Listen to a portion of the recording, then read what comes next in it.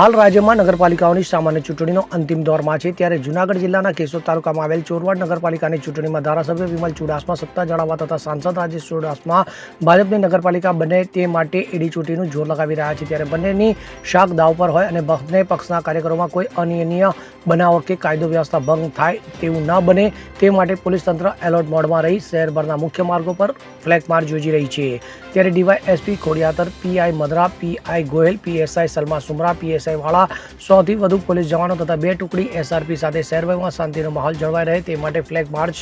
યોજવામાં આવી હતી, ત્યારે તંત્ર દ્વારા પોલીસ વિભાગ દ્વારા સ્થાનિકોને કોઈપણ જાતના ભય વિના શાંતિપૂર્ણ મતદાન કરી લોકશાહીના પર્વની ઉજવણી કરવા અપીલ કરાઈ હતી.